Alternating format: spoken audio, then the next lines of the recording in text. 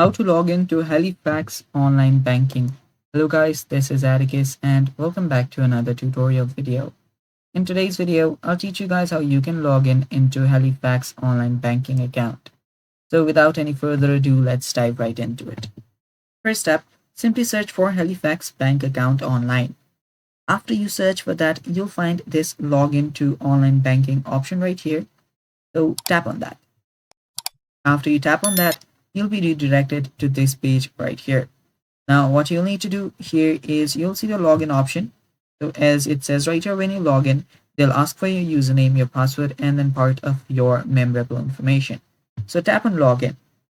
After you tap on login, simply type in your username. So type in your username, whatever username that you've kept, then type in your password. After you do that, you can tap on this remember my username option as well if you want to make your logging in easier for the future, and then tap on continue. After you tap on continue right here, you might have to give them your memorable information that you did that you gave them while you registered, and after you do that, you'll get logged in into your account, and it's basically that simple. Thanks for watching guys. That is all for today's video. Stay tuned for more, and bye bye. Take care.